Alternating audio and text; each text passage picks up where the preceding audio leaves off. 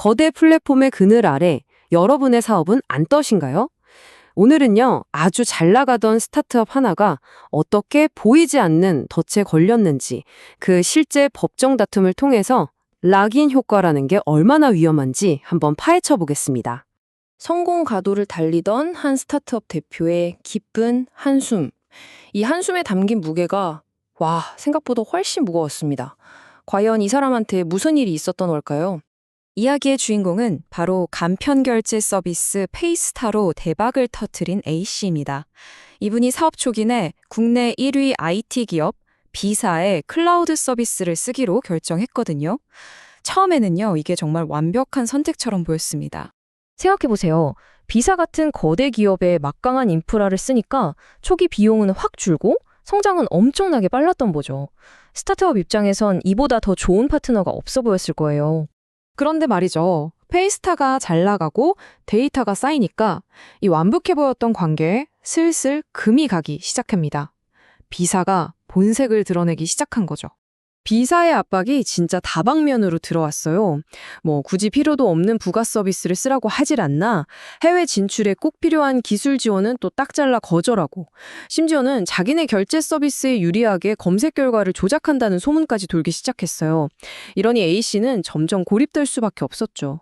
A씨가 빠진 이 덫, 이게 바로 오늘 이야기의 핵심? 락인 효과입니다. 락인? 이게 잠근다는 뜻인가? 감이 잘 안 오시죠? 자, 지금부터 이게 얼마나 무서운 건지 제대로 한번 알아보겠습니다. 락인 효과, 우리말로는 고착 효과라고도 하는데요. 말 그대로예요. 한번 발을 들이면 자물쇠로 꽉 잠가버린 것처럼 빠져나오기 힘든 상태를 말하는 겁니다. 다른 데로 갈아타고 싶어도 그럴 수가 없는 거죠. A씨의 상황이 진짜 딱 그랬어요.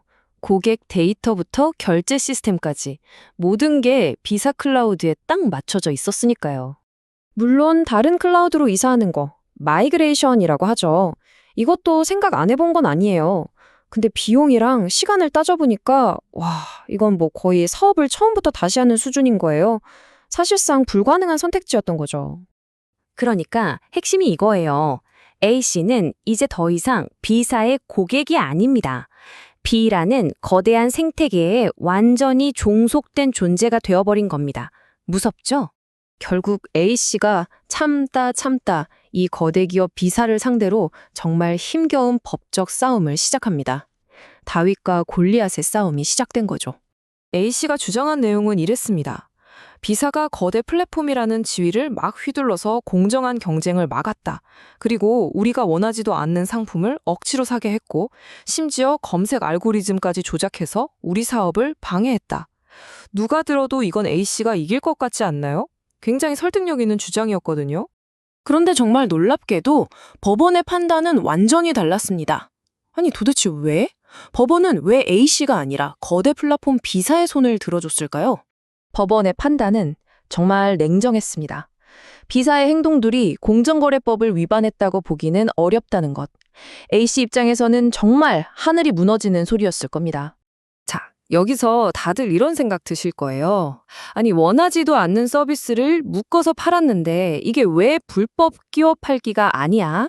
법원의 논리는 이겁니다. 이게 불법 끼워 팔기가 되려면요, 강제성이 증명되어야 한다는 거예요. 억지로 어쩔 수 없이 사게 만들었다는 증거요. 법원은 이걸 패스트푸드점 세트 메뉴 같은 묶어 팔기로 본 거죠. 햄버거 사면서 세트로 사면 좀 더 싸고 편하잖아요. 이걸 불법이라고 하진 않죠. 그러니까 이건 합법적인 마케팅 활동의 일부라는 거예요. 자, 끼워 팔기는 그렇다고 칩시다. 근데 진짜 논란이 됐던 이 알고리즘 조작, 이건 누가 봐도 반칙 아닌가요? 바로 이 지점이 이 사건의 가장 중요한 핵심입니다. 법원은 플랫폼이 자기네 서비스를 좀 더 잘 보이게 하는 것, 즉 우대하는 것 자체는 괜찮다고 봤어요. 이게 진짜 불법이 되려면 경쟁사를 아예 시장에서 죽여버리겠다는 명확하고 부당한 의도가 증명되어야 한다는 겁니다. 이 허들이 정말 어마어마하게 높은 거죠. 결국 A씨가 재판에서 진 결정적인 이유는 바로 이거였습니다. 억울하다는 심증은 있었지만 B사가 경쟁을 없애버리려는 나쁜 의도를 가졌다는 걸 입증할 객관적인 데이터, 즉 물증이 부족했던 거예요. 법정에서는요, 억울한 감정보다 냉정한 데이터가 훨씬 더 강력합니다.